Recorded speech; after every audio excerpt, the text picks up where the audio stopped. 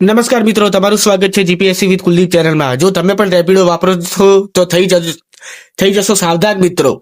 જી હા, રેપિડોના માધ્યમથી એક એવી ઘટના સામે આવી રહી છે મિત્રો, જે તમારા રૂંવાટા ઊભા કરી શકે. તો આ વિડીયોનો અંત સુધી જુઓ તો આપણે જાણીએ કે રેપિડોમાં એવું શું થયું તો એક યુવતીને આવી મુસીબતોનો સામનો કરવો પડ્યો મિત્રો.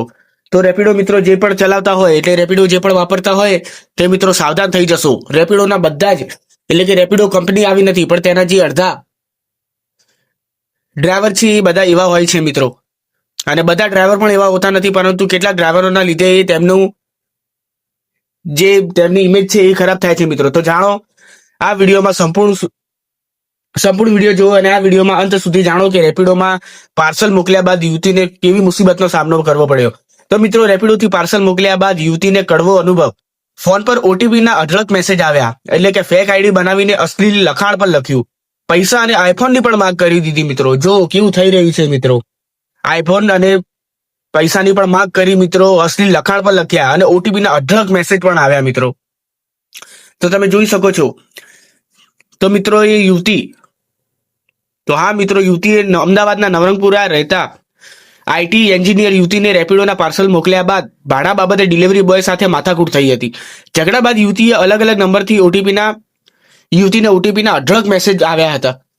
યુવતીના નામથી ફેક આઈડી બનાવી તેનો ફોટો ડીપીમાં મૂકી અજાણ્યા શખ્સે યુવતીના ફોટો સ્ટોરીમાં મૂકીને અશ્લીલ લખાણ પણ લખ્યા હતા. એટલું જ નહીં, અજાણ્યા શખ્સે મિત્રો પૈસા અને આઈફોનની પણ માંગણી કરી હતી. જે અંગે યુવતીએ નવરંગપુરા પોલીસ સ્ટેશનમાં ફરિયાદ નોંધાવી મિત્રો. ડિલિવરી બોય યુવતીના ઘરે જઈને ખૂબ જ ખરાબ વર્તન કર્યું. ગત 23 મેના રોજ યુવતીએ રેપિડો એપ્લિકેશન મારફતે પાર્સલ મોકલ્યું હતું અને ભાડાના 77 રૂપિયા ગૂગલ પે થી ચૂકવ્યા હતા.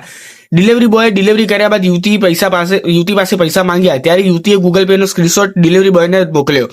છતાં ડિલિવરી બોય પૈસા ન મળ્યા હોવાનું કહીને યુવતીના ઘરે પહોંચી ગયો. ડિલિવરી બોયના આ ખરાબ વર્તન બાદ યુવતીએ રેપિડોમાં ફરિયાદ કરી મિત્રો. રેપિડોમાં ફરિયાદ કર્યા બાદ તમે મિત્રો જોઈ શકો છો કે શું થયું આગળ. રેપિડોમાં જેવી તેણે ફરિયાદ કરી મિત્રો, તેવી સાયબર બુલિંગ અને ફેક આઈડી બનાવીને ધમકી આપી હતી. 23 મેના ઝઘડા બાદ 26 મેના રોજ યુવતીના ફોન ઉપર અલગ અલગ નંબરથી રેપિડો અને અન્ય કંપનીના ઓટીપી આવવા લાગ્યા. યુવતી જે કંપનીમાં કામ કરતી હતી તે કંપનીને બિઝનેસ માટેના ફોર્મ ભર્યા હતા, જેમાં પર્સનલ ડિટેલ્સ પણ અશ્લીલ શબ્દો લખ્યા હતા.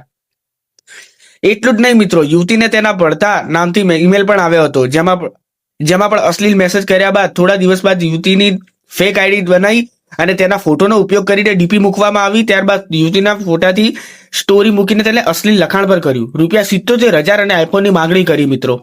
તો તમે જોઈ શકો છો કે કેવા કામ થઈ રહ્યા છે રેપિડોમાં. જે મિત્રો રેપિડો કરે છે તે મિત્રો થઈ જજો સાવધાન, અને મળીએ નેક્સ્ટ વિડીયોમાં.